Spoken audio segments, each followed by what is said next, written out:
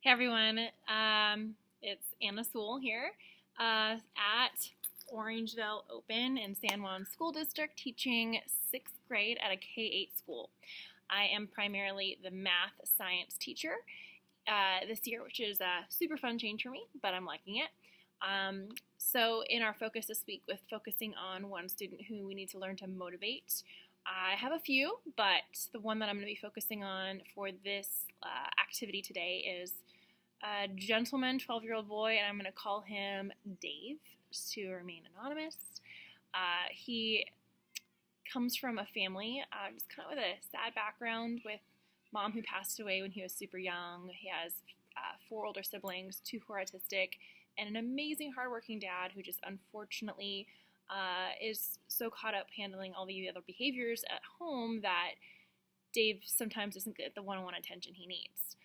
As a result, he's kind of been prone to outbursts with anger, frustration, emotions. He's unfocused, doesn't do his work, unmotivated, plays around a lot in class. He's one who will either be trying to do the work but see other people off task and then kind of go off on them and yell and scream, or the complete opposite, which is he's the one being disruptive and then the others are getting frustrated. Generally, he doesn't do his work, he doesn't finish things, he doesn't turn them in, and he usually has a blank sheet of paper in front of him. One of those kind of things, the kind of person who doesn't know what happened to his homework and doesn't know why it's not turned in and thought he didn't have any homework or doesn't know where to find it and that kind of thing. So he's disorganized on top of all of the other issues that are causing him to be unmotivated in class. So then leads us to what happens now. Okay, these are his symptoms, so what am I doing to try to help him be successful? So things that I am doing are a couple of things. First, I've been sending home positive emails to Dad just to let him know of all the great things I notice about David so that when David hears it back from his dad, he knows that I'm seeing something positive. I'm trying to build that positive relationship by connecting with David at school. I've had lunch with him just to get to know him and relate to him. I ask him about his weekend and check in with him about things that he enjoys doing. Trying to build that relationship there is really key.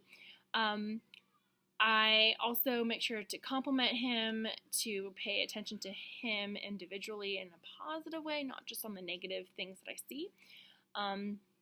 And I'm starting to now meet with Dave and his dad to set up ways to get organized, because one of the things that he said he was so disorganized, unmotivated was because he was so disorganized. And so why try if he doesn't know where to find things? Why try if he's already failing every single subject in school? So we're just now trying to teach him how to be successful. So we got him an accordion file, and I printed out labels and labeled everything with all the different sections and how to turn things in and where to put complete and incomplete work and all those things. Now, the next thing in that is, besides teaching him how to be organized, is we're meeting together weekly to kind of check in with him to see how is it going. Did you get your homework in this week? Are you using the organizational tool that we've given you, etc. Next, something else I've been doing since the beginning of the year as part of my professional goals for my job is having a student binder. Now, with my student binder here, I have little tabs set up for each individual student. And I have learning goals in here, things like this, or data charts are in here. Things just for me to track how each child is doing. So I've met with Dave and every other student in my class by now. I've gone over their beginning of the year assessments, that we've set goals and talked about it. And then we've just now been going over their first unit test and talking about how he has done.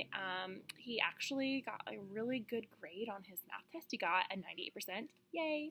So I just kind of complimented socks off of him and said how proud I was of him and what all the positive things I noticed that he did. Because part of the reason why they get the grade they do in the test is because they have to show their work in math class in order to get an A. So if he didn't show his work, then that would also demonstrate that he wasn't passing the test. Anyways, so I made sure to really be positive by following through and saying, hey, you can do this, you are smart, you are capable, because one of the things we talked about in the reading was the fact that sometimes the children limit themselves because they don't think they can do something. They think they're not good at it, so then they don't bother trying. So I know that Dave does have an interest in math. He likes PE better, but he does have a small interest in math. And he struggled in it, but he passed the test, and I think it has to do with the fact that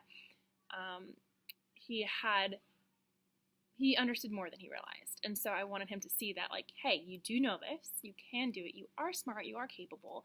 And so going along with that, teaching that positive growth mindset about focusing on the positives, not the negatives, teaching neural pathways that are going to help him grow and succeed versus limit his abilities. And so I'm constantly reiterating that a lot. He was super excited when he got his test back today, actually, and just was like really excited to show his dad. So that was positive. Especially coming from somebody who typically only focuses on the negative. I can't even get a smile out of him, even when it's a good thing. So this was a really big breakthrough. So moving forward, I'm going to be continuing to meet with Dad and communicating with him regularly just to check in with him, and then conferencing with David, maybe every couple weeks just to check in with his progress and to give him positive feedback. Additionally, I'm just looking for continual ways to see what he enjoys doing. I know he likes video games, so I'm trying to figure out how I can incorporate that into some of the math science stuff.